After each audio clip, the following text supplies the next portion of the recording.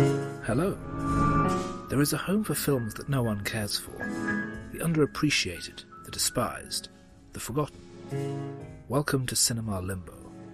My name is Jeremy Phillips, and tonight's film is the 1998 action-adventure The Avengers, based on the 1960s TV series. This is a movie close to my heart. I was very excited when I first heard they were making an Avengers movie, and I remember seeing the trailer packaged on a VHS given away with Empire magazine, and it looked great. When it came out, it wasn't shown to critics, and when they did go and see it, it had very negative reception. Very few people went to see it on its opening weekend. It crashed out of the top 10 in the US in a week, it took 3 weeks in the UK, and it wound up losing a lot of money for Warner Brothers. It killed the career of its director. Its writers had a single screen credit since then on another movie that bombed called The Gunman that came out earlier this year. Ralph Fiennes hasn't headlined a blockbuster since then. Uma Thurman went into hiding, and Sean Connery retired several years later. I, however, think that, though it's hardly a lost masterpiece, it isn't nearly as bad as people say, and worthy of re-evaluation. Joining me is George Grimwood, and apologies in advance for the background noise, since this English country garden wasn't quite as tranquil as it could have been. Well, I remember vaguely watching it at the time and having high anticipations and expectations.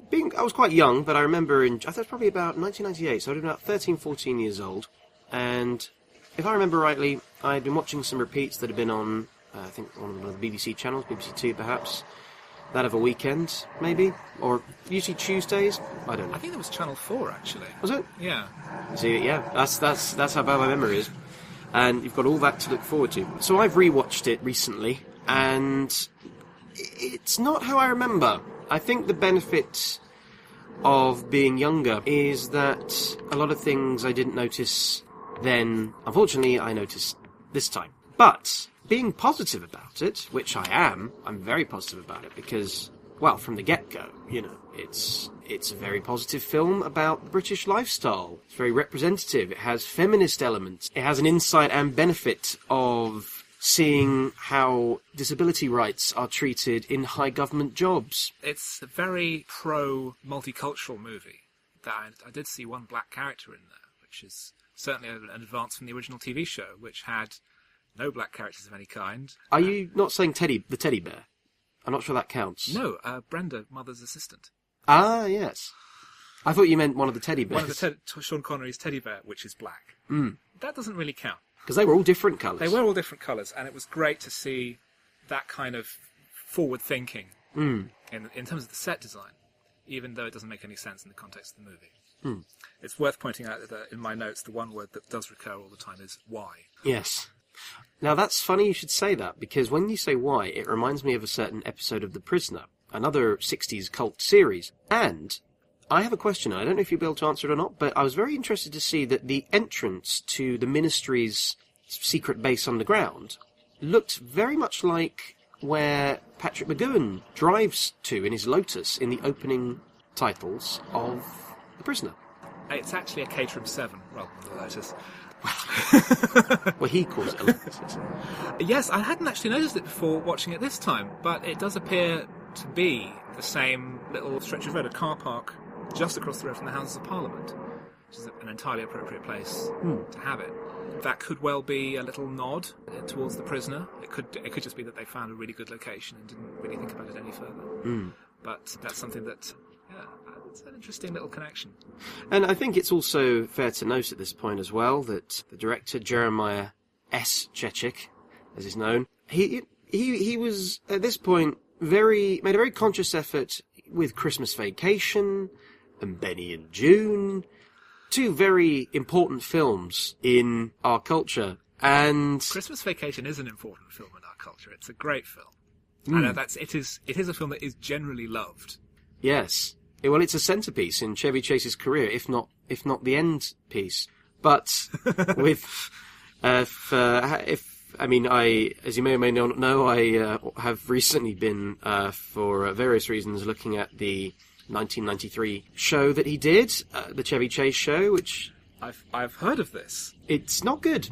It's but to be fair, I'm being positive today, and in that respect, yes, the Avengers, the opening of the Avengers, I was pretty impressed with the weather. on it in the opening credits. Oh, the opening title sequence. Yes, I like it a great deal. It has a sort of a 60s Bondian type tone to it, but it does feel like its own thing. And the opening title music, they don't use the Avengers theme. They actually, very much like with the new version of Casino Royale, they save the Avengers theme right to the end, where it really sort of thinks, right, now they have become Steed and Mrs. Peel, in the same way that in Casino Royale the Bond theme is saved right until the end credits, when Bond says the line, Bond James Bond, for the first time. So in the opening titles we have a very atmospheric piece, which forms a theme for the entire score, and is almost acts as an overture. And in terms of the credits themselves, I mean, star quality, you know it's going to be a good film. You know it's going to be a fantastic film because of all these amazing people in it, and certainly in retrospect. Shaun Ryder, Eddie Izzard, Keely Hawes. It's Keely Hawes' first film, in fact, I believe. I remember her fondly in Karaoke, Dennis Potter's Karaoke. Well, having checked IMDb, it was in fact Keely Hawes' first film, although you're right, as you said, that she was actually in Dennis Potter's Karaoke beforehand. Yeah, I remember her in that because there was an explicit scene with Richard E. Grant, which kind of took the edge off it. It's not a sexy scene that you could enjoy because Richard E. Grant's face. So, well, it's Dennis Potter, so any pleasure is marred with guilt. I miss Gina Bellman. That's just by the by.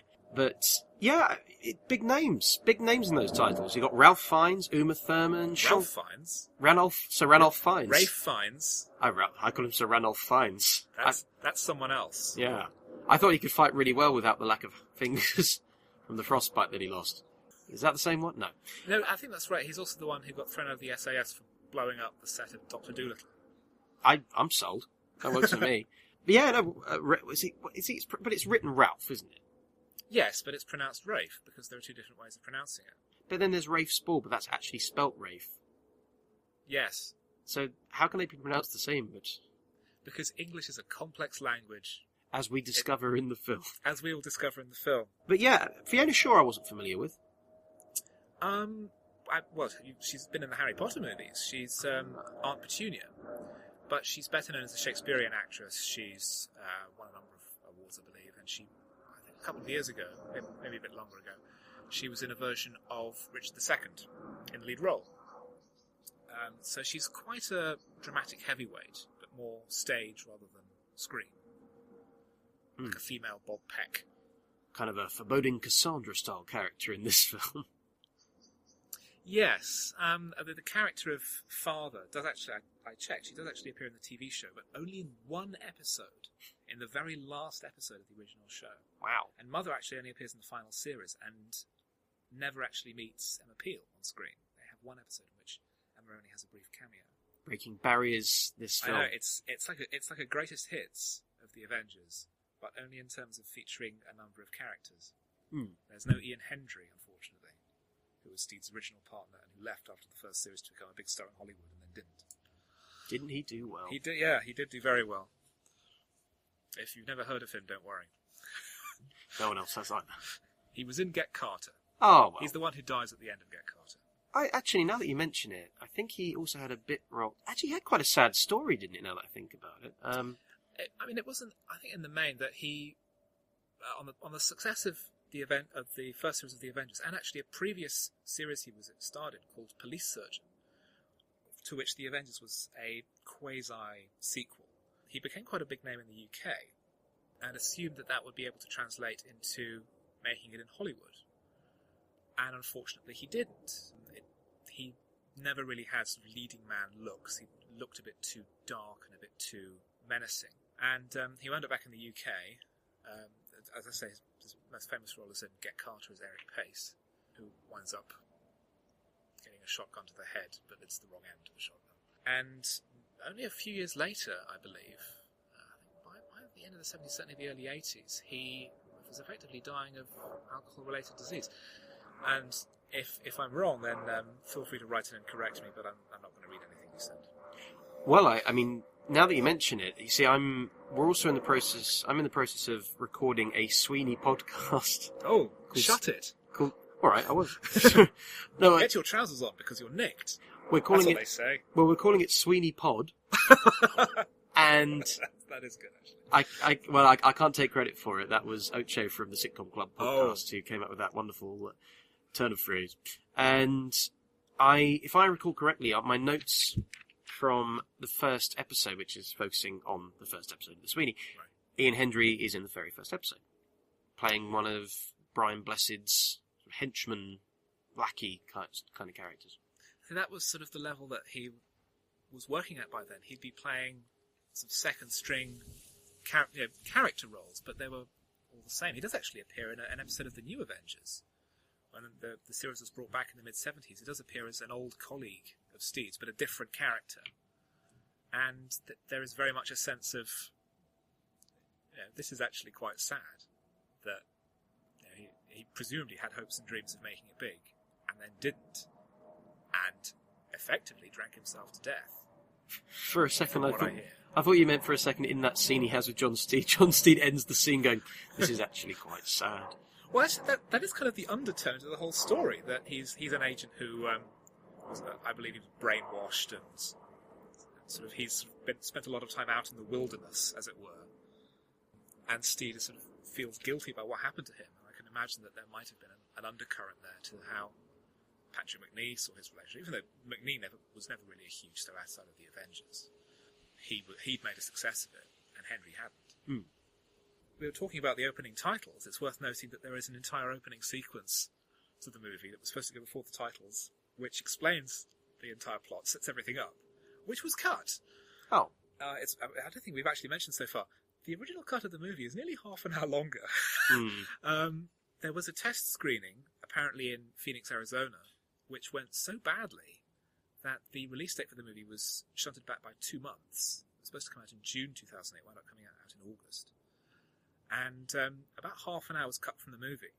And consequently, the entire film had to be rescored very, very quickly. Originally, Michael Kamen, a BAFTA-winning composer who worked on the Lethal Weapon films and was very much a sort of veteran of this kind of thing, had worked on a score that was largely based around the Avengers theme.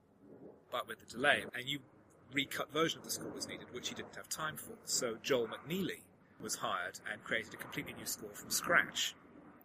And it's actually pretty good. That's the really shocking thing. Yeah, I mean, you could lay that on a standard spy film. Yeah, it's light and pacey and upbeat. He saves the Avengers theme, as I think I said, he saves the Avengers theme for the end of the movie as a sort of a triumphal flourish.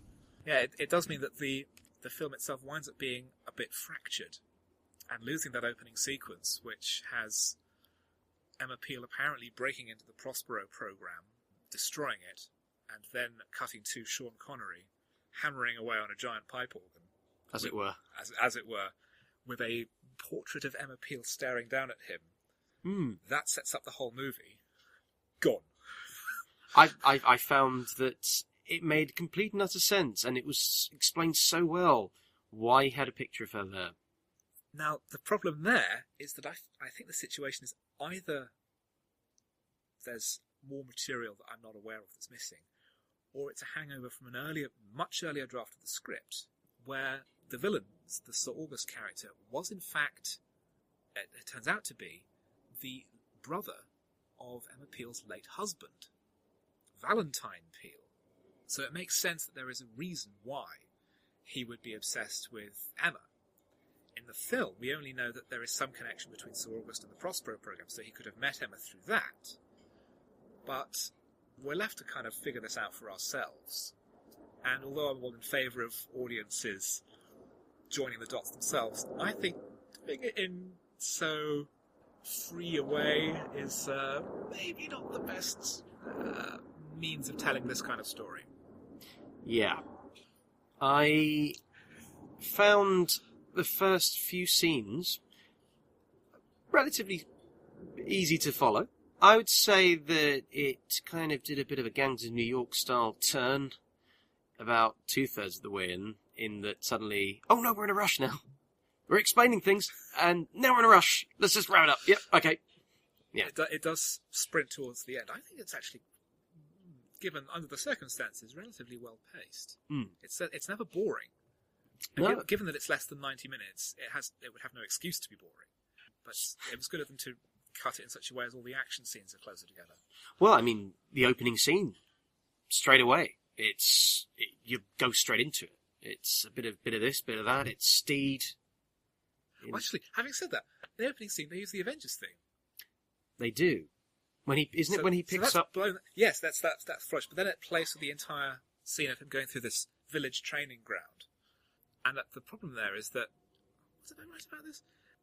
The opening of sort of in media res means that the training course that he's walking through of a sort of a country village where danger lurks around every corner, where little old ladies are armed with giant knives and policemen suddenly attack you.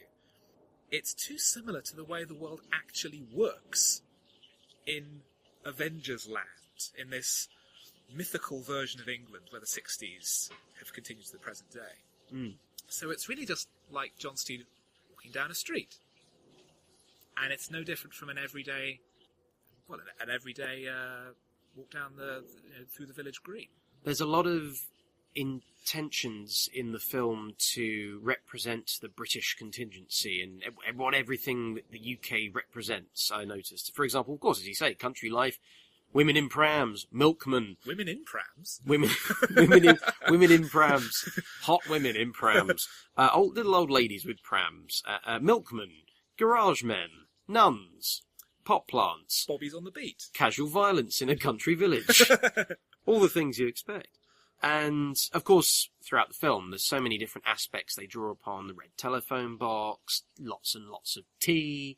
The weather is the actual plot. It's a lot of intentions. You can tell that it's a film that hasn't been made by English people, but it's been made by real Anglophiles.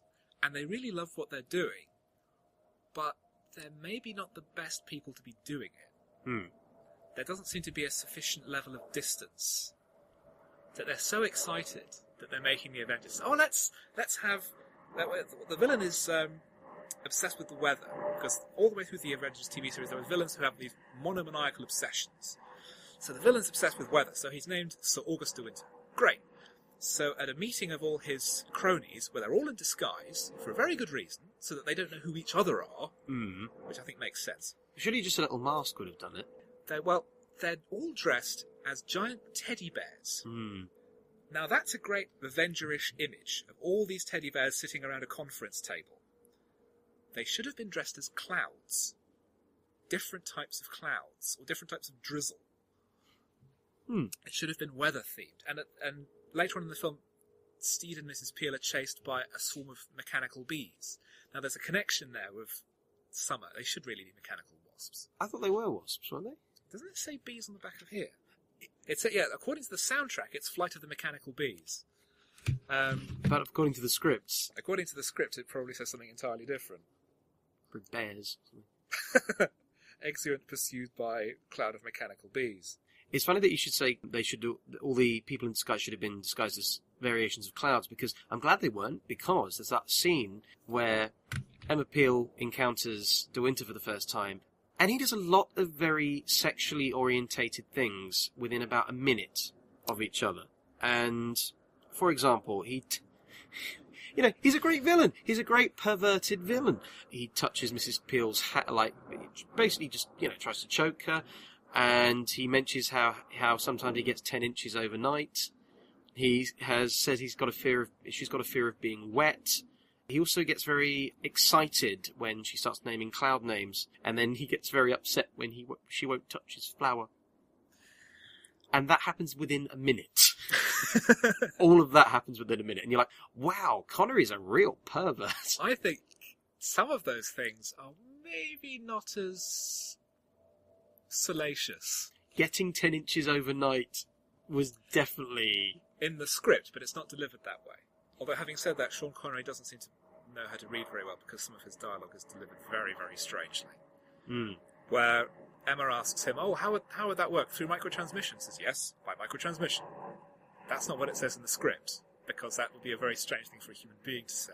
He says, microtransmission. I remember, good old microtransmission. I remember when I invented that with like a tiny little syringe. Sean Connery's performance all the way through the film is... I can't help wondering if he just ignored all the notes that he was given. So yeah, I'm Sean Connery. I'm going to play this however I want. Mm. And he's a lot of fun. It's a really fun villain performance. Mm. And he has the measure of the material, so that he's really going for it. He's playing it big, and it's a lot of the time it's very entertaining. But as you say, most of the scenes with Emma Peel are at least quite creepy, if not very creepy, and they do get worse as the film goes on. Well, that's the thing. I mean, when you've got a character and they're strapped up and they can't move, it might be perceived by the audience, potentially, that when there's a large older man looming over her...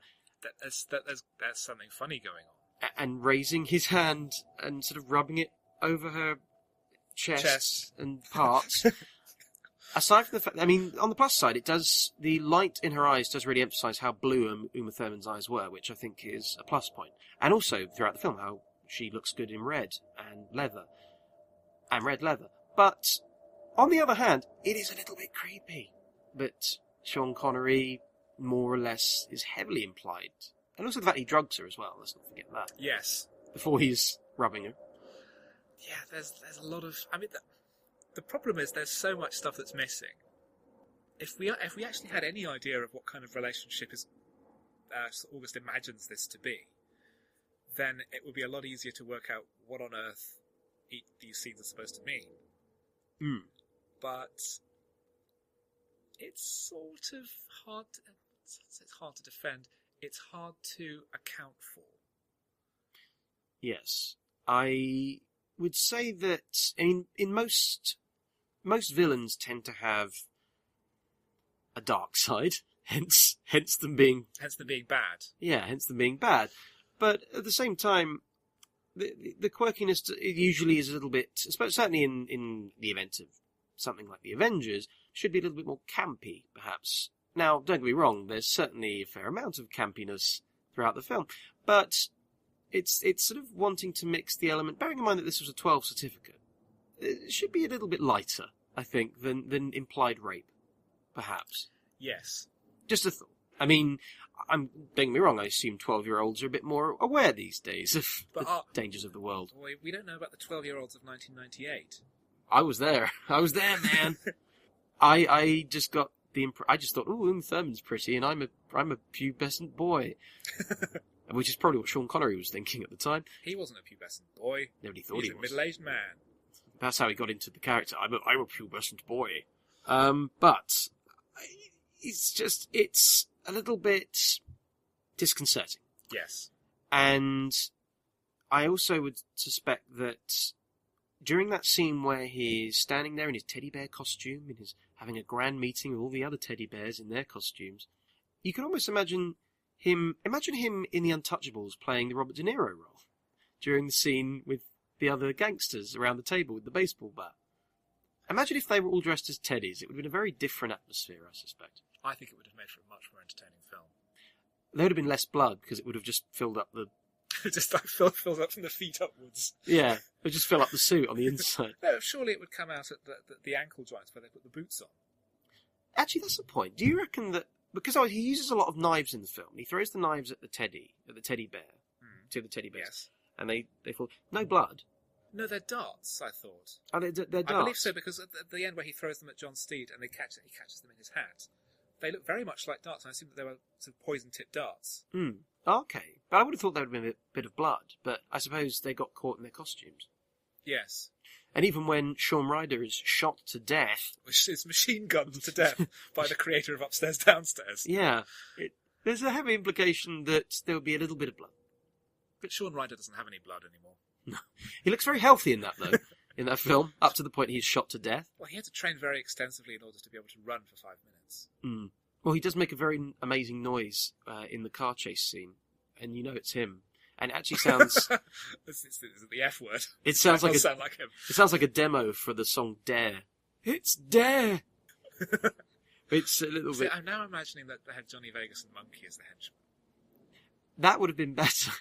It's about time that in James Bond we had a ventriloquist dummy henchman. Who doesn't have an operator, he's just sort of running around on his own. I'll get you, Bond! I'll get you. Well, what, Blakey from On the Buses? I'll get you, Bond. Oh, I like you, Bondy. It's, I mean, yeah, Shaun Ryder, you know, and I like the fact that in that fight scene that Steed had with Shaun Ryder and Eddie Izzard and all the lackeys, and they're all wearing exactly the same because, you know, none of them have a personality of their own. Well, no, they don't. I don't see a problem with that. They're hench people. Yeah, but It's like the traditional Bond hench people who all run around wearing orange boiler suits. It's fine that they all dress the same. I don't have a problem with that. I don't have a problem with it in the fact that they're all trying to look perhaps inconspicuous, but their bosses are dressed as different coloured giant teddy bears. So it's... But also, I think it's mighty inconvenient that they left a mysterious map just casually under the wheel of their van as they drove away. Yes, that is a minor plot hole. I mean, because that could have... But it's perfectly folded as well. It should have just fallen out of someone's pocket as they ran into the van. That would have at least been a justifiable element of, let's scarper. I believe that's something that's in the script as well. And they filmed the scene, realised no one did it. it. Do you reckon that's what it is? They filmed the scene, realised no one had actually dropped the map, and went, alright, we'll just tuck it under the car, and tuck it under the van will drive off, and there it is. They may as well just had it open as well.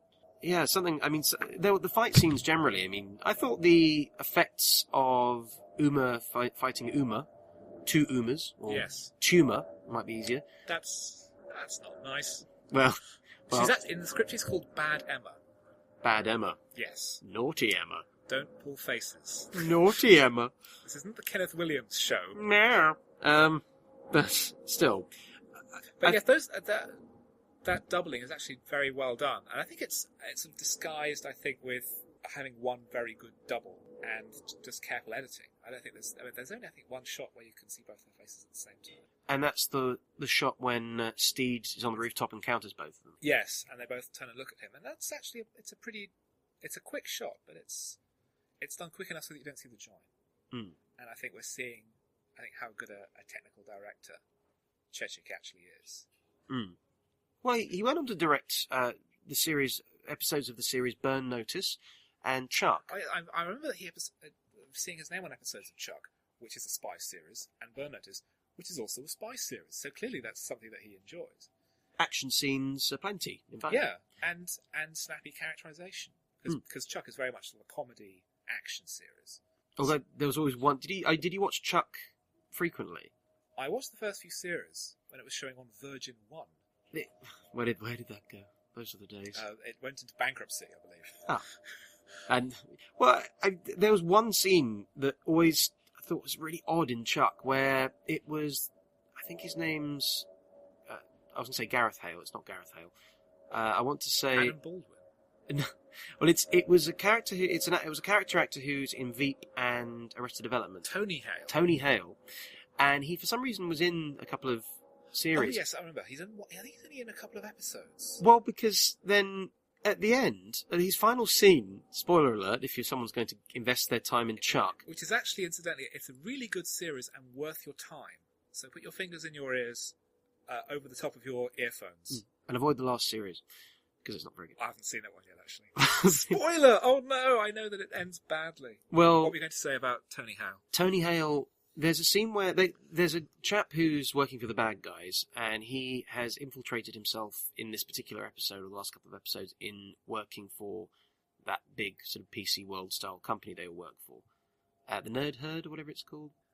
That's the name of the little cubby hole in the corner, but the name of the company is like Big Box City or something ridiculous like that. A good band. And Tony Hale's out the back with the guy, and the guy obviously is doing his more spy stuff first than anything else. And it was like Tony Hale's being relentlessly cruel to him for no reason, sort of saying something like, pick it up or something. And you're thinking, oh, this is not a person you say that to. And then he's rather brutally murdered. Yes, I remember being really shocked when he was killed, because it was done totally straight. Yeah. And he's just shot through the heart. Yeah. And it's a light series. There's action and there's violence in it, but it's never too dark. But no, bang. I mean, he asked for it. Buster Bluth has his brains blown out. Buster Blood Vessel. But he provokes it. We're about 10 minutes into the film so far. Yeah. I know we're bouncing around, but hey, it's that kind of film. Yeah. Yeah. But yeah, the one use of swearing the one use of non-PG swearing, I have a suspicion that was put in to bump the rating up. Because I know there is a concern that if you release a movie that has a PG rating or a G rating, particularly in the US, there is a perception that it's just for kids. The exception, I think, is probably Star Wars. There's some things that sort of known brands. A couple of the swear words in that are just obscene, but they're in alien language, so no one knows. Yeah, well, Klingons, you can't even invite them to dinner. But Sidney Poitier.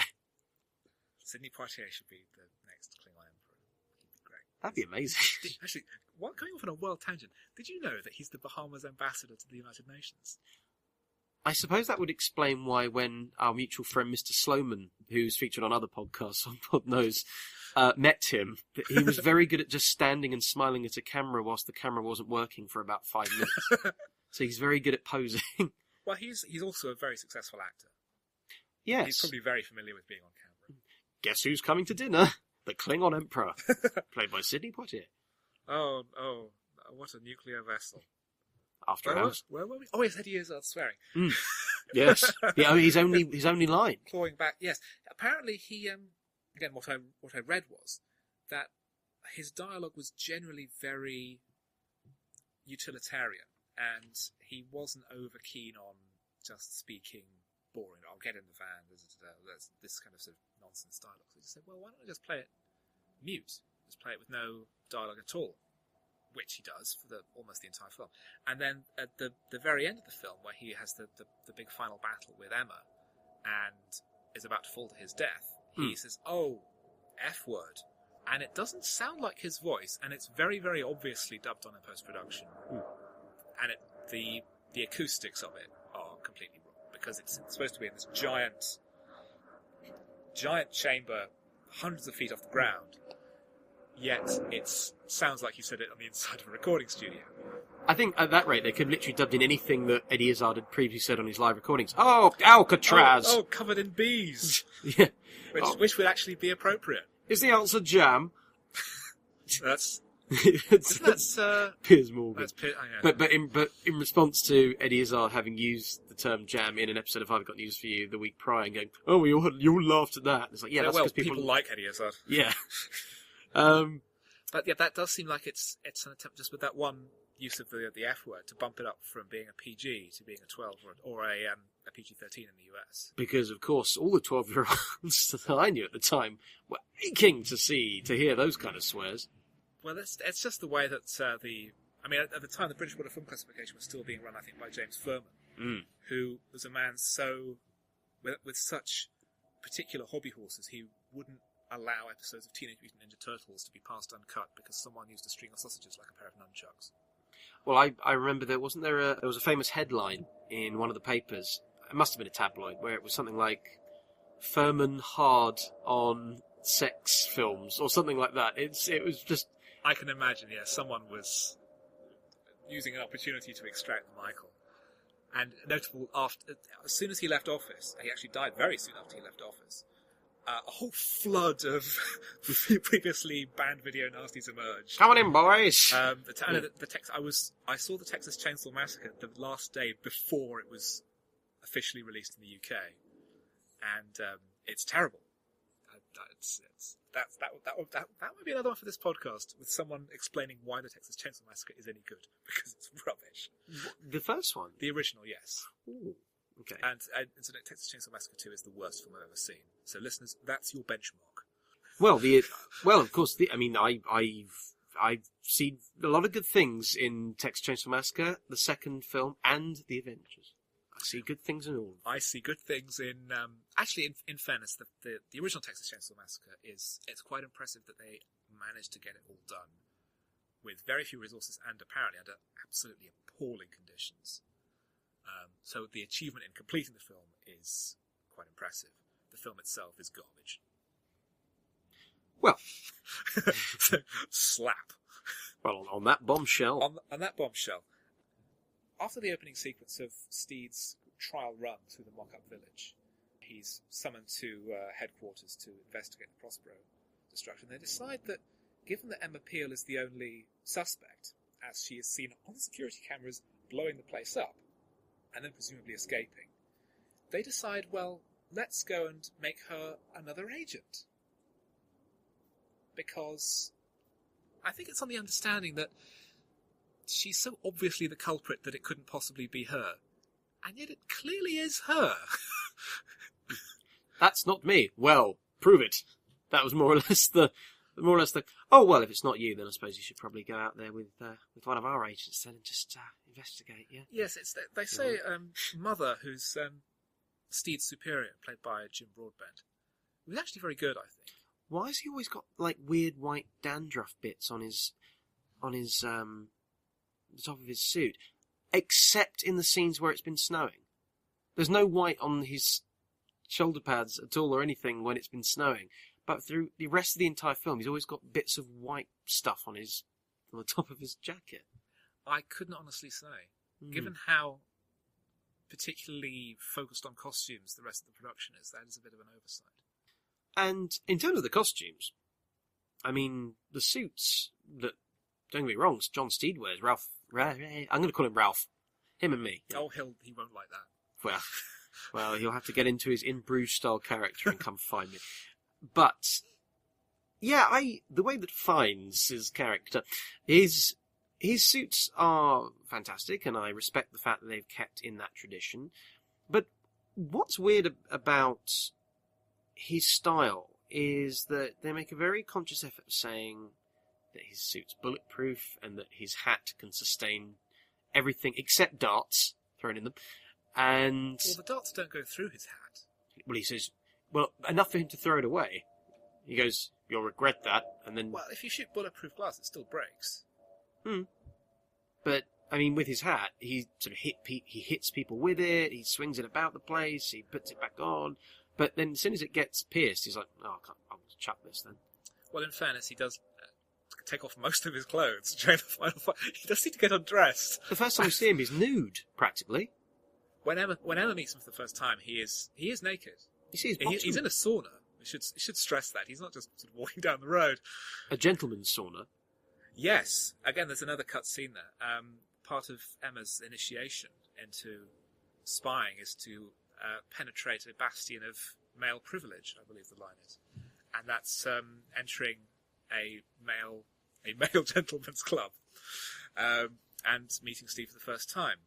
And there is a cutscene actually where she, in the finished version of the movie, she seems to just walk straight past the attendant who's trying to stop her because he disappears. He actually gets thrown down a flight of stairs, which you can see in the trailer, which is visible on YouTube. Am I right in saying the chap who tries to block her is a man known as Will Smith, who was also in the thick of it? You would not be correct in that. There's two people who look the same. I believe there's actually three, because I can't remember. There's another one, an actor who was in the later series of Misfits on Channel 4. I think it might be him. Is it the guy who was in Is It Legal? I don't remember anything about Is It Legal other than Imelda Staunton was there. And he was in Coogan's Run in the episode. I've never seen Coogan's Run. Not many people have. So what I'm referring to is there's a chap who doesn't want to let Uma Thurman into this gentleman's club, and as far as I'm aware, because my research is very extensive, of course, I just assumed it was this man. But I thought he was an actor from the thick of it, but in actuality, now that I think about it, he is a bit part actor who I've seen in the likes of the sitcom from ITV, Is It Legal? And also played a bit role in the Coogan's Run series in an episode where Steve Coogan plays a character called Gareth Cheeseman. And it's a little bit strange and dark and weird. But what I respect about that, now of course 1998, the year after the Spice Girls really kind of came out, girl power and independence and feminist rights really kind of bloomed from this and stemmed out of this. And so it was a big deal for Uma Thurman as Emma Peel to henceforth break the barriers of the bastion, as you say, of, what was it? Male privilege. Male privilege, exactly. Now privilege was assertive to everyone, and yes, I'm glad that she broke that barrier, only to then walk in on a nude man reading a paper. It really feels that she broke those barriers. I think, to be honest, they should have just given up after that. I think that was the end of history, as far as you were concerned. That was the peak of I mean, that was the bell jar right there. That was Maya Angelou. That was To Kill a Mockingbird. Tequila Mockingbird. Yes. That's my favourite drink. Mm. Let's go back to the actor you were talking about. His name's Richard Lumsden, and yes, he was in Is It Legal and Coogan's Run. So well remembered. Has he been in anything since? He's been in quite a bit, actually. He seems to have mainly done a lot of television. He was in Trolley, the Sky sitcom recently. He was in Remember Me, the BBC One ghost story broadcast late last year. He seems to be in a few episodes of Doctors. He's seen a lot of television. He had a small role in the film Sightseers a couple of years ago. What was the name of his character in Sightseers? The character was called Rambler, according to IMDb. It's a weird name. Well, it's probably like nominative determinism, like Mr. Bun the Baker. Mr. Rambler. Mr. Rambler, who, ironically... was a hitchhiker rather than a rambler. I was going to say he was in a wheelchair, but that seemed a little bit harsh. Well, speaking of wheelchairs, that leads us on to Jim Broadbent's character. Jim Broadbent's character of Mother, played in the TV series by Patrick Newell. Yes, it's a nice little performance. He doesn't really do a great deal, but he's like a sort of a friendlier, cosier M. It's good to see that the proactiveness of the film encouraging the diversity of disability availability in high-end government jobs. Yes, you mentioned that, with his second-in-command being blind, and she's introduced walking out onto a very high balcony, which does seem to be asking for trouble. And she walks out to the part of the balcony that doesn't have a railing. A railing. She does, because she walks out and she actually is touching the railing in front of her to feel where she is. But the way it's angled, she's standing right by the part which really should do with the rail. I think it's possibly foreshadowing that Mother knows that Father is maybe going behind his back. Yes. He's trying to set her up for a fall, as it were. Indeed. That was off the top of my head. You're saying Jim Broadbent doesn't really get to do much, but he does have his wheelchair is very quick, because when he goes out into the snow later on... I know, he's hurled into frame by several stagehands. He rockets across that screen. Should have been more through heavy snow. I'm not quite sure. I mean, again, it's the Avengers, so there's always the edge of fantasy to whatever's going on. But that's an interesting choice of shot. And then Fiona Shaw, because she's a baddie, because she's the villain, because Father actually isn't everything she seems, then makes her... She seems quite nasty right straight from the off. I think it's almost a twist that she is the villain, because she's so obviously guilty. You'd expect it to be somebody else. It's very much like the case with saying, well, it can't be Emma because she's obviously the only suspect. In the same way, when it comes to finding out who the traitor is, it can't be Father because she's creepy, she dresses in black, she's hanging around with the villain. It clearly can't be her. Oh wait, it is. Yeah. Well, that's the thing. There's a lot of duality throughout the film. I mean, on the one hand, you've got a good Emma and you've got a naughty Emma. Sorry, bad Emma. You've got Father, you've got Mother, but the roles are reversed, and in terms of gender and in terms of who can you trust and who can't you trust. You've got Mr. Fiennes playing John Steed, but he also happens to look like a character from Perfect World, the sitcom, in which was a character played by Paul Kay. So Paul Kay looked like a greasy car salesman who sells greasy looks like cars. A greasy car. He looks like a greasy used car salesman. John Steed looks in the film very much like an old-fashioned button-down city gent, and that's obviously deliberate. But in the TV show, Patrick McNee was more dandyish. He wore the suits more like a second skin, and he was very comfortable and very relaxed. But Ray Fiennes is very stiff. I actually remember my own mother, who isn't a mustachioed man, seeing a publicity still at the time and saying that he looked like he was wearing his dad's clothes, and he does. There's a stiffness and a rigidness that should have maybe been assuaged over the course of the movie. It would have made more sense for there to be a kind of arc with their characters, that Steve starts off very stiff and by the book, and Emma is very iconoclastic and fighting, beating down barriers for the sake of the barriers being there, and they would influence each other over the course of the movie. Steed would maybe bend a little, Emma would appreciate, there's something in following the rules sometimes. There's a reason they're there. And because they eventually come to complement each other so perfectly. As I remember reading in the book, is Steed knows everything about the aristocracy, Emma knows everything about everything else. And in the world of the Avengers, that's a 50-50 split. Yeah. In terms of their relationship throughout the film, it does seem like the fact that she's been asked to join them, despite the fact she's obviously at this. She's obviously guilty. Yeah, she's quite clearly the main culprit. He doesn't seem that fussed at all throughout the entire proceedings, and I think it's a little bit. That does make it a relationship you can't really invest in from the get-go, because there's no real logic to their. To them hanging out, essentially, other than there's no reluctancy on anyone's part, for starters. There's no John C. going, even though he's going, well, I might not trust you, but it should be a little bit more shifty, presumably. It should be like, yeah. There should be more suspicion behind his words. I do think that they are, but I think both of them, Ralph Fiennes and Uma Thurman. Ralph Fiennes. Ralph. That's how you say it. So Ralph. It's spelt Rafe. No, it's not. It's spelled R-A-L-P-H. That's Ralph. Yep. R-A-L-P-H, Rafe. Rafe Spall. Ralph Fiennes. Ranulph. You can't trust Rafe Spall. He was in Prometheus. But he was also in the Shadowline. I rest my case. Shadowline's ace. Shadowline ends with the chief superintendent. Spoilers for the Shadowline. Although really you should have seen it by now. It does turn up on London Live a lot if you live in London. Why? That's not live. Because it's set in London. For the same reason that Drop the Dead Donkeys gets shown all the time. For no reason at all. So will they repeat old London news? Because that was in London. Might well, given that they're showing Drop the Dead Donkey again. London Tonight from 1992, I think. That's the real vintage year for regional news. Well, I'd like to see repeats of The Big Breakfast.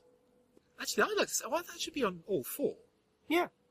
That should be on all four, because The Big Breakfast was great. And, repeats of old... Since they brought it back anyway for the reunion, they could do TFI Friday, they could show who's... Don't Forget Your Toothbrush. Oh, I'd love to Don't Forget Your Toothbrush again. Hmm. That cured me once.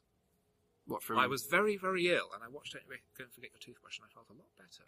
Oh. It actually cured me. That and Total Recall that was on straight after it. Mm. It's a little insight into my past. Well, for now, all we know, that channel is not all four, because there's not everything on it. No, that's true. How did we get onto this? Oh, the Shadowline. Yes, the end of the Shadowline, which I won't spoil, but it's ludicrous. It's a series that is very convinced of how important it is, and it winds up telling you nothing that you don't already know. Yeah, not like the Avengers at all. Except the Avengers isn't trying to illuminate some truth about the world we live in now. It's trying to be a fun adventure movie. I don't mind that it doesn't have any subtext. That's fine. It's not trying to. There's a lot of sexual innuendo for something without any subtext. But it's not trying to say, oh, well, it seems ridiculous to draw... But actually, it's not that so ridiculous to draw comparisons with the Shadowline, because the Shadowline is so mannered and so stylized, and everyone has such weird made-up names. They might as well call the villain Frederick Moneybags. Well, August de Winter. Well, in the Avengers, that's fine. That's the Avengers land rule, that people are named after the things that they're obsessed with. There's one episode of the TV show where there's the villain is Ronnie Barker, who's obsessed with cats, and I think he's called something like Mr. Tiddles. Right. And it's that kind of level of ridiculousness. So, what was Sean Ryder's character in the script called? I can look in the script and tell you. He's probably called Sean, I think. Assuming that his character is even given a name. I can't really remember. I really hope it's Dare. Oh, here we go. Oh no, he's not credited in the front. Although weirdly they do credit or the back. Oh no, hang on. His name is Donovan. I wonder how they came to that conclusion. It does say at the very bottom of the Dramatis Personae, because it's that kind of book, The above credits are not all-inclusive and do not necessarily reflect final billing, which is good, because out of the dozen or so actors credited, 2 of them are in the released film. Which and who are they? Sir August de Winter's butler and a scientist he tortures Oh. later on in the movie. Well, Both of whom disappear. Well, they clearly didn't try hard enough. But then again, speaking of characters who disappear, of course we were saying about Father being the overall villain, and am I right in saying that the last scene, overall villain above August de Winter? No. Well, she's a trait. She's working for Sir August. She's not his paymaster or anything. No. No. Well, I lost that. But then again, why did you get that idea from? Well, the fact that she's in the government, so she's the leak that essentially is allowing for him to get away with it. So in that context, it seems to me that she's not necessarily his boss, but she's supplying him with information. But remember that there's the scene which reveals that she's in cahoots with Sir August, where they're playing croquet, because as everyone in England does. And he says, "Oh, Father, do you think we should?" I'm not going to do the accent. I'm not going to disgrace myself any further. Sorry, I thought he just had heartburn. Too many Scotch eggs. Oh. What is it? I was trying to remember Tunnocks tea cakes. And another fun Scottish food. Just got me a Tunnocks. I've just had a deep fried Mars bar. Mm. But but he cheats at croquet, which I think is a nice little detail. And we see him cheating in a really weirdly composed shot with a wide-angle lens. There's an extreme close-up on him stamping on Father's croquet ball, which obviously Father can't see because Father is blind and so probably shouldn't be playing croquet. It was either that or table tennis. Mm. But Father says, Father, shall we double the bet? And she says, well, I could never refuse you anything. And I think that actually very economically sets up the power dynamic between the two of them. That he has some kind of hold over her. It's obviously going to be a creepy hold. Well, seeing the Avengers as if you see the Avengers as a feminist piece, like I do, I would argue that at the end she actually holds all the power between the two of them in the dynamic, because she's the one in the government who is allowing him to have the information that allows him to then wreak havoc. However, the justification is, as a villain, she's not allowed to have the upper hand, and therefore she's not in fact then apprehended by a fully assertive, dominant male. She's at fact at the end caught by Jim Broadbent in his wheelchair, and subsequently emphasised so by Fiona Shaw's character, Father, because she turns around and mocks him for being in the wheelchair. You're half the man. But then subsequently, that's the last time we see her. We don't know what happens to her, or if she's, or nothing. We don't know what happens. I think you've missed part of the movie. Really? What happens to her? Did you not see the bit with the hot air balloon? Yeah. Was she in that? Yes. She was steering it. So why did Jim Broadbent just let her go? Because there was, Bad Emma was there and she kicks over his wheelchair. She's on the floor with him. No, there are two, because Bad Emma is holding... let me remember now. Bad Emma is carrying Good Emma, and Father and Mother struggle.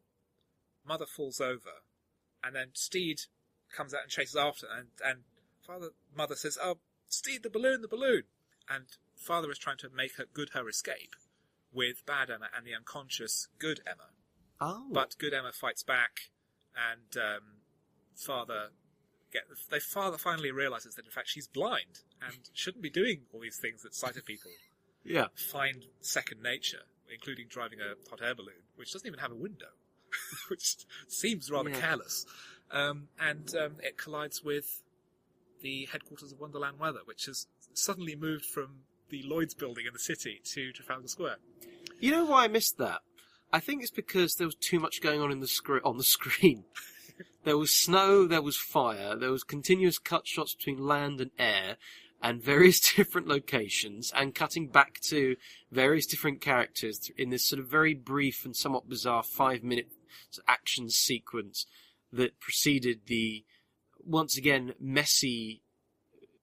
denouement. Messy fight between De Winter and Steed that was counterbalanced with Thurman and... Izzard. Swearing little Izzard. Dangling from a string. Izzard the lizard.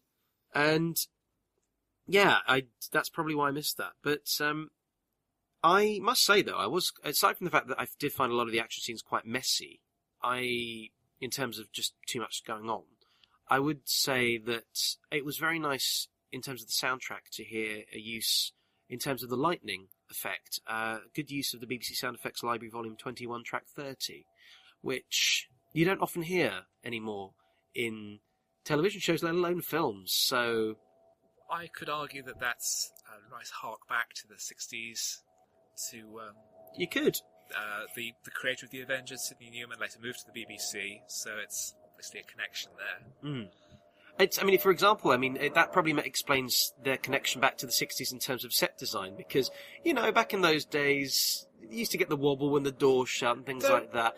So, to be fair, I reckon that, for example, the way the padded cell wobbles when Emma Peel's there and she collapses, it's actually merely symbolic of the fragility of her mind, presumably, one would suspect. I think it's more that that's a scene that doesn't need to be in the movie.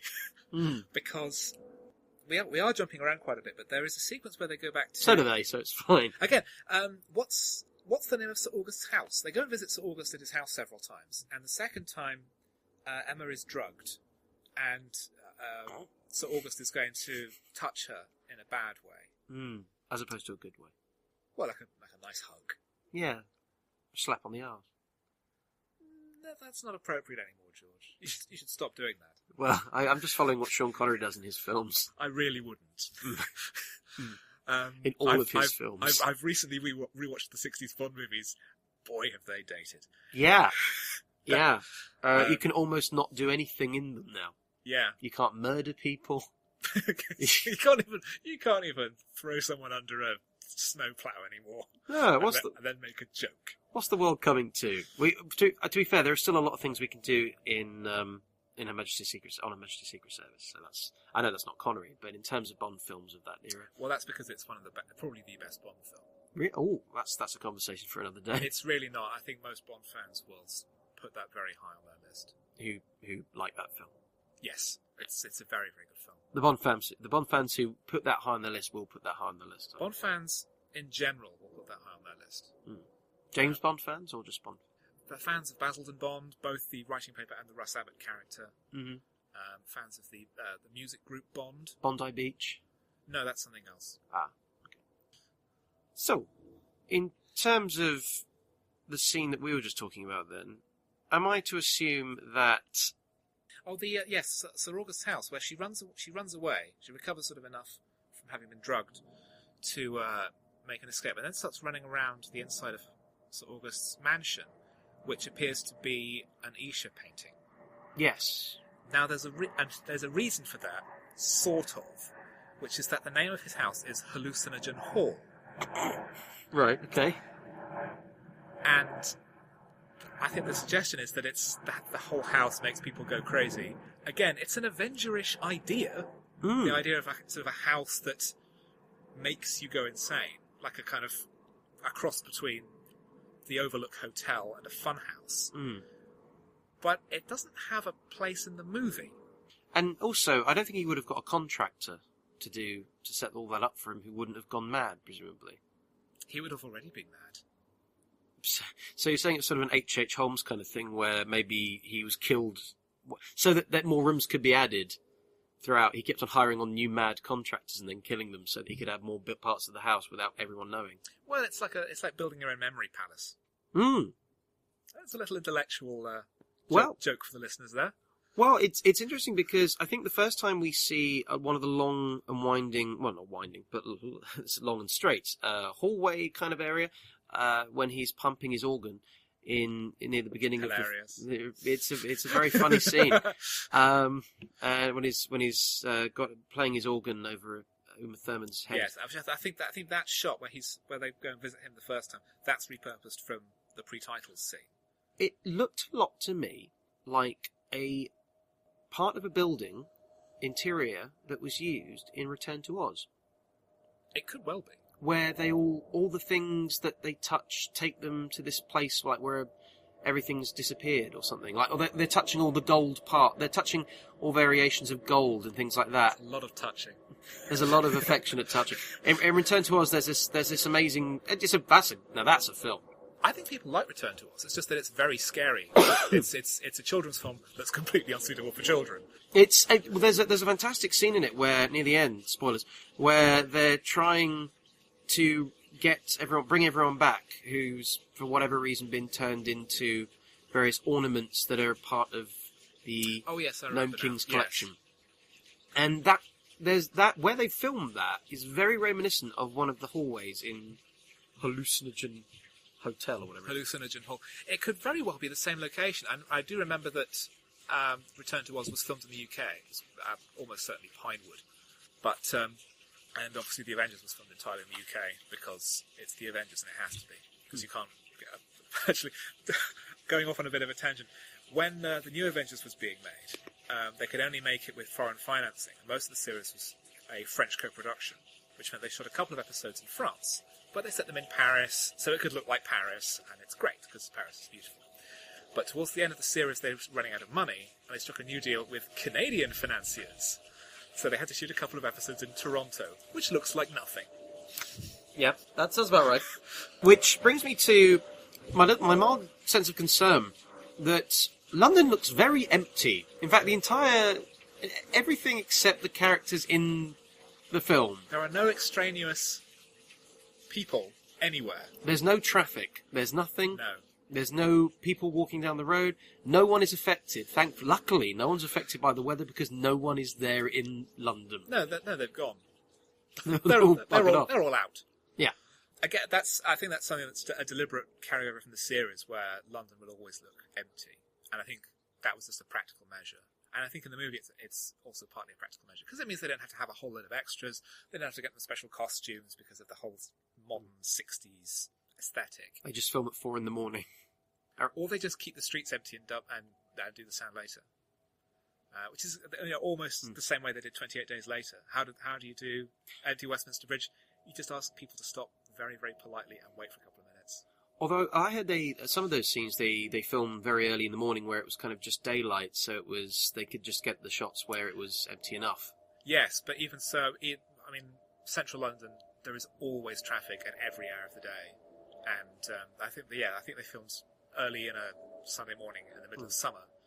But even then, there were people coming out of clubs, there were taxis, there were a couple of buses, and they would just say, because they were filming on digital cameras, it meant that they could just quickly get shots. Do you reckon if you kept the... I'd like to see this. Do you reckon if they kept the actual sound that was occurring in the backdrop of... It'd probably be a bit like this. But just... I'm on the toilet at the moment. Do you reckon that the original audio in the background of the scenes going over the bridge, it's just couples arguing and people... Oh, why did you sleep with her? And then, like sort of just women kind of, having a cat fight at 3 a.m, coming out of a club, going, "Oh, you bitch!" like that. Oh, I can't imagine anything else. I bet it was like the Hacienda there. Well, it wasn't too far from Vauxhall, and there's a lot of loud clubs there. I went to one once.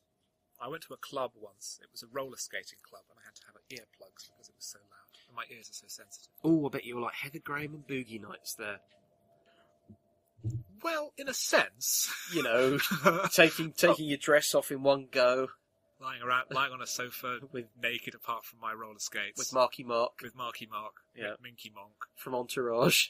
Oh yeah, everyone's favourite actor. I've always thought so. He's so good that he's exactly the same in everything. Especially, again, a wild tangent. Have you seen The Happening, the M. Night Shyamalan film he did? No. Where he plays a science teacher, and he's so credible. Well, if Mark Wahlberg walked in to my school and said, "Hi, I'm a scientist," because I imagine that's the accent he put on. That's very good. How do you like them apples? I know that's not him. Just to clarify. That is the right city, though. Well, I'm from Boston. I watch Ally McBeal. In The Deported. I'm turning into Vic Reeves. I'm seeing him on Wednesday. And And the other one. Does his wife know? Why, you yes, so... Where were we? Oh, who knows? Brian Eno. Well, something I want to ask you about is... You're talking about Escher. Or Escher. Escher. I should have said Escher, yes, MC Escher. A Brimful of Escher on the 45. But... It's a very popular hit of the day. Set design and the locations were particularly good. I like the fact that I liked the maze. I thought the choice of building for Hallucination House. It's Blenheim Palace. Yeah.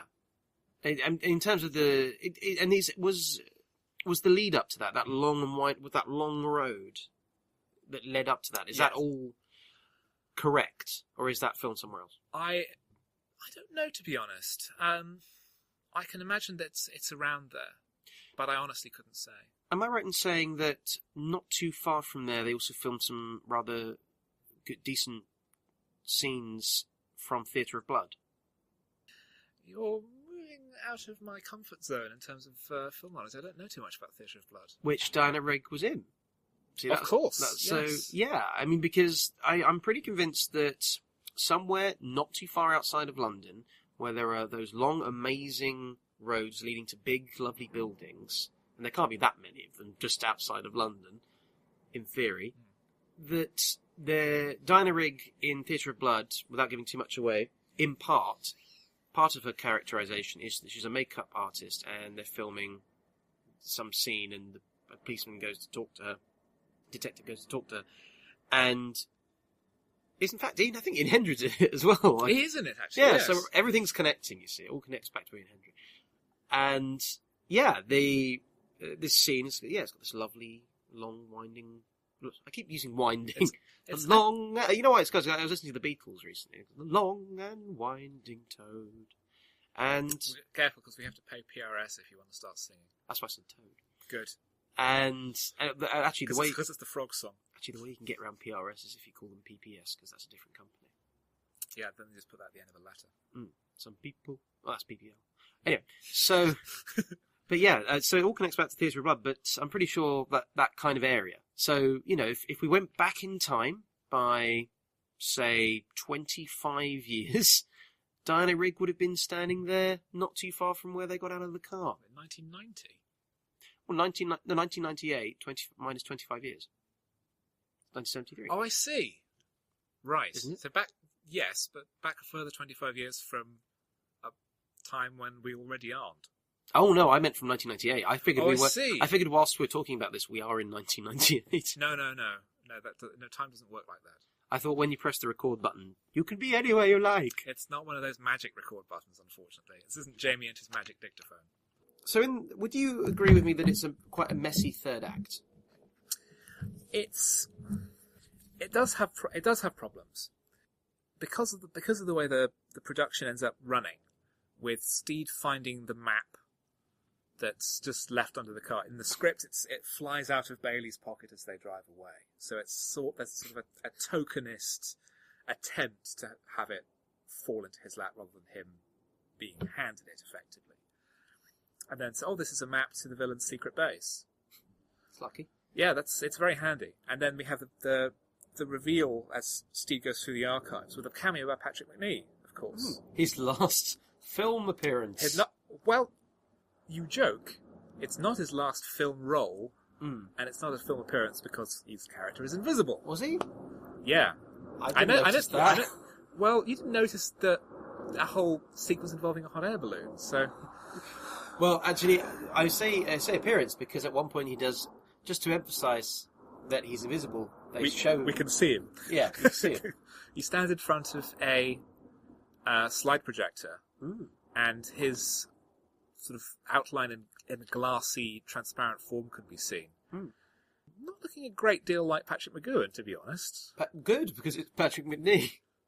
Well, yeah, I suppose that would be handy. If it was Patrick Macnee, he would just force himself visible. I like the idea, though, that Patrick McGowan makes a cameo as Patrick Macnee's shadow. Oh, he would. He'd just do that to mess with our minds. Well, you know, anything after Braveheart. To make us. Oh, yeah. Was that the same year, 98? No, that was a few years earlier. I was going to say, because the contrast of, where people are It's a shame, really. Yes, I suppose so. Mm. But he also, I mean, the fun fact about Patrick McGoohan is he was the murderer so often in Columbo they made him an executive producer. And the fact that Mel Gibson at one point was offered the role of John Steed in my research. Yes, that's true. Imagine that Mel Gibson and Patrick McGoohan working together on the Avengers film. Oh dear. Well, who's Patrick McGoohan playing? The King of England. Reprising his role from Braveheart. Reprising the role from Braveheart is a man who's been dead for 800 years. Yeah, well, he's been sleeping.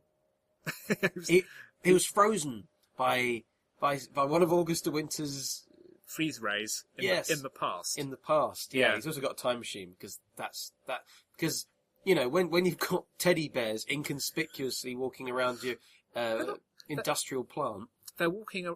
In fairness, they're walking around offices that Sir August actually owns. So they're what? Do you reckon there was probably like one guy going, "Is this compulsory?" I just literally, I'm the janitor. I don't want. No, it's only the people at the meeting who are dressed as teddy bears. We don't. Inevitably, we don't see anyone else. There is no one there who is not involved in the story. Shouldn't have there been? Well, don't you think, from a narrative point of view, it might have made more sense to rather Steed and Peele walking in afterwards and finding the two dead bears. Wouldn't it have made at least one of two things should have happened? Maybe they infiltrate prior to the meeting and are both disguised as bears, and then they do a little tense moment where they're sitting next to the people who do then get killed, and it's, we're in a dangerous spot here. Or got in the suits of the people who were murdered, albeit it would have been a bit bloody, but got in the suits that would have been murdered so that they are then so that they can perhaps progress further in the industrial plant without then getting into the situation they ended up in. Well, in the second case, they know that because all the bears are different colours, the villains would know that those bears that are those colours are actually supposed to be dead. So they would stand out as being imposters. And John Steed would get caught up because he'd insist on leaving his bowler hat on top of the teddy bear. Well, of course he would, because it's adorable. Imagine, I think that would have been funny. That would have been stupid, but it would have been funny.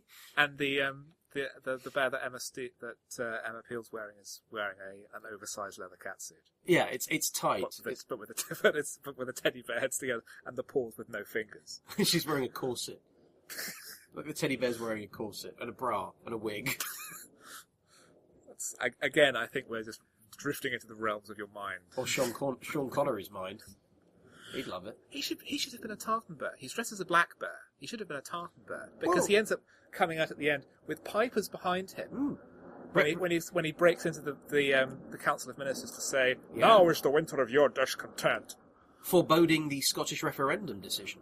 Yes, because he's defeated, as all the evil Scottish people were. But he gets a little bit power mad.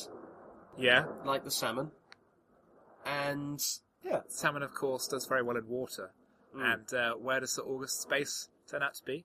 Under the Serpentine in Hyde Park. Now, I must say, that was a very cool shot. And I believe that was used a lot in the publicity, was the moment when Steed and Peele are in their big walking balls across the surface of the Serpentine. That's great. I thought that's a really good shot. Again, that's a very Avengerish image. That's the only shot. That's the only proper image that I really went, I like that. And it's kind of sexy, It's kind of like he's in the suit. She's finally wearing. That's the first time we actually properly see her, the good her, in that attire. Yes. She's reclaimed that side of herself. Again, there's this sort of stuff that you could have done there. Yeah. With her reclaiming the dark side of herself. Maybe a scene with her putting the clothes on. Where really proper literally see a transformation. And maybe taking the old clothes off. If anyone would like to see that kind of scene, I'd refer you to The Adventures of Baron Munchausen, where she plays Venus. Another film that was a famous disaster. We must talk about that at some point. Well, if you're going to twist my arm. I really like that film.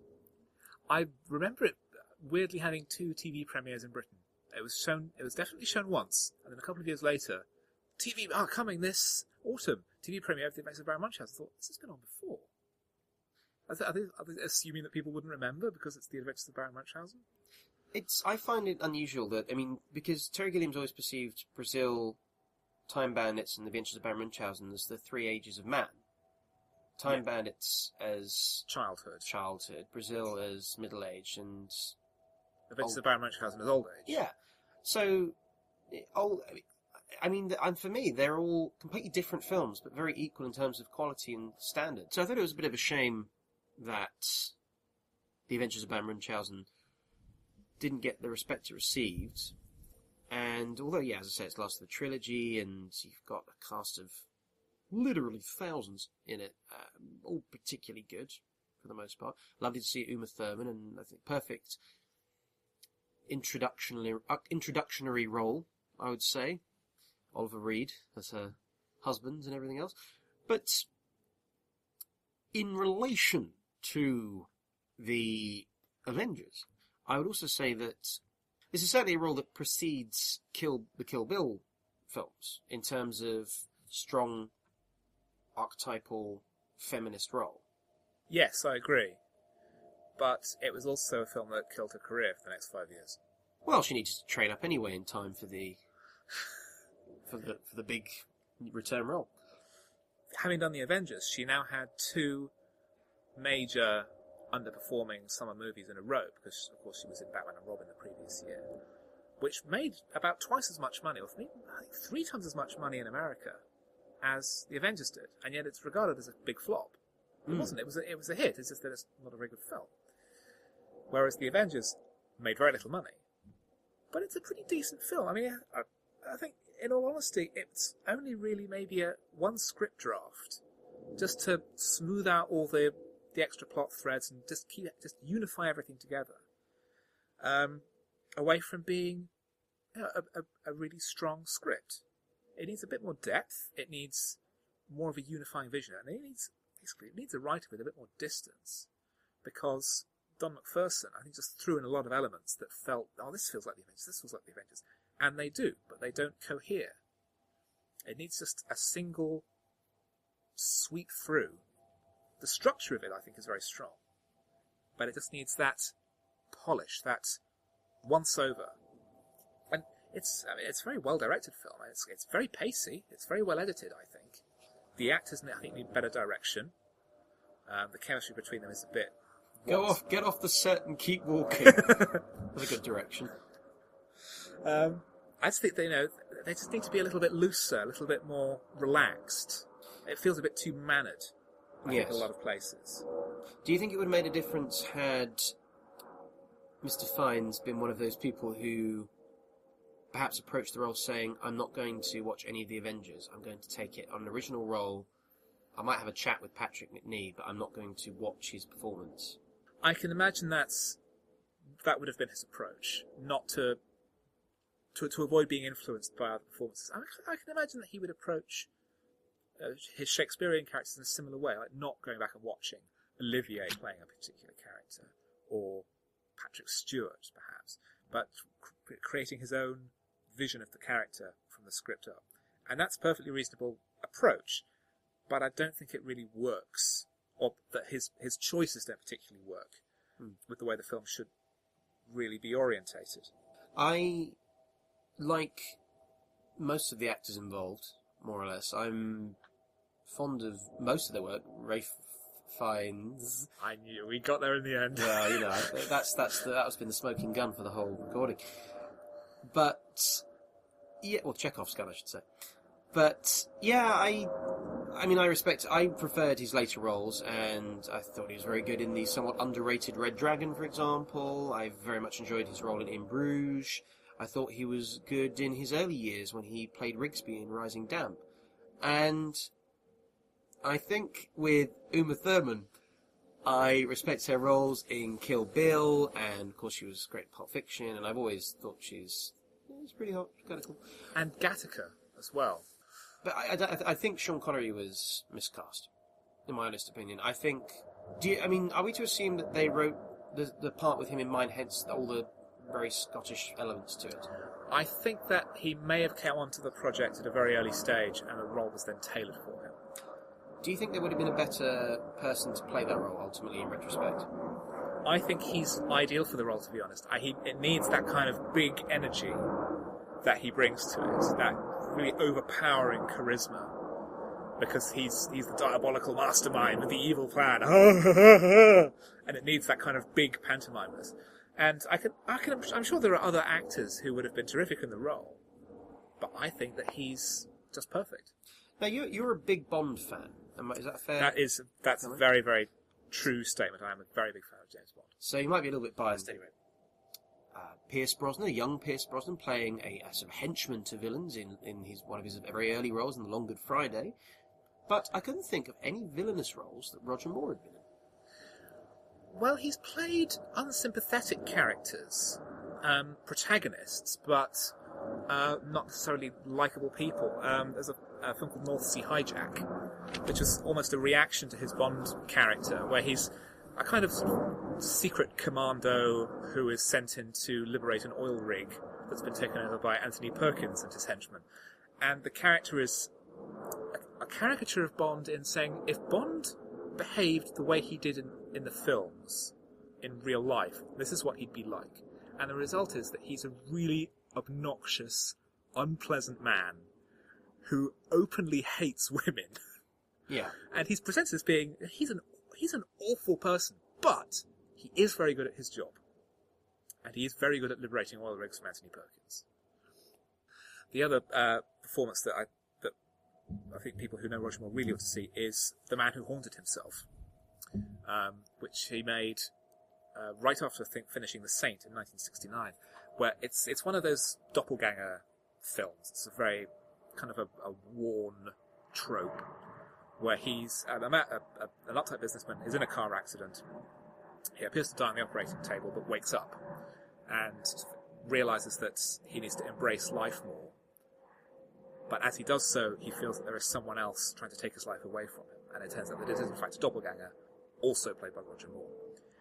And it's a very interesting performance because he's playing someone very stiff, very enclosed, very rigid in their personal attitudes, who slowly unbends over the course of the film. But then there's the as one can imagine, I don't think this is really a spoiler, but inevitably there is a point where the two versions of the character meet. And the one who has been stiff and has been unbending collapses in a nervous breakdown, in this bout of psychosis. And it's very upsetting to watch, because it's Roger Moore having a breakdown, who is the spirit of calmness and urbanity, of unruffled charm. If he's going to pieces, you know it's serious. And it's a really terrific performance in a sort of largely forgotten film, which I highly recommend. It's out on DVD. And that's the closest he's been to a villain? I would say so. I mean, I haven't seen everything he's done. Are you sure? Well, he is in Spice World. Oh, I'm very excited about that. Oh, well, that makes one of you. But just to complete the set, Daniel Craig was a villain in The Adventures of Tintin. And what about George Lazenby? I think he was a villain to his own career. He was advised by his agent to stop playing Bond after one movie because the character was going to become yesterday's thing, man. It's the 70s now. So he turned up to the premiere with a big beard and long hair, which attracted some criticism from the producers, I believe, and then quit his contract. And that, I don't know if it ended up with him being blackballed, but it certainly wrecked his career. And it's contributed to him now being regarded as a non-actor, which is a bit of a shame, because I think he's actually very good. Well, it's lucky that the Avengers didn't do that to Sean Connery. No, he had several more terrible films to make before then. Oh no, it's not a terrible film, it's great! Haha! He did make one more hit with Entrapment, of course, which, again, he also spends a lot of time lusting after a woman who's much younger than he is. Well, I think we're going to have to wrap it up there, George. Thank you very much for making time to come on the show. Thank you for having me. In summary, out of 10, The Avengers? Yes. I agree. I hope you found that as fascinating and illuminating as I did. We've had some tweets in response on Twitter. Dominator Rago has asked, would a director's cut, restoring the footage Warner Brothers hacked out, improve the film, or is it fundamentally flawed? Well, as I think the discussion pointed out, there's a lot to salvage there. It's not fundamentally flawed, and certainly a director's cut, if one were to be authorised, as Jeremiah Chichik has in fact offered to do, it would certainly improve the film's reputation. I leave it to you to make that decision. M.A.W. Holmes asked, is this film really responsible for the Marvel film adopting a different name? To quote Kevin Feige, as I discovered on Wikipedia, he said that decisions like that aren't made lightly, and there are lots of marketing research, lawyers and things that get into the mix on it. So a nice non-committal response there from a Hollywood producer, although Disney did say that the title was changed in order to take account of the original TV series, and not just the movie. In addition to that, a couple of other points that didn't really come up in the discussion. I noted that a year before the Avengers was released, Austin Powers' International Man of Mystery came out, which might have poisoned the well for any other 60s-based spy movies and the prospect of them being taken seriously. Pierce Brosnan, no less, said that that was responsible for changing the direction of the Bond movies.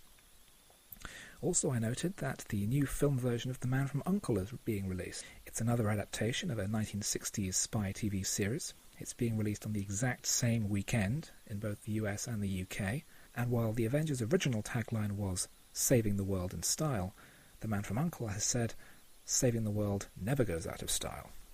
Guy Ritchie should really start to pack, because the reviews might not be quite what he expects. If you have any messages for Cinema Limbo, feel free to send them to @cinema_limbo via Twitter. However, until next time, farewell.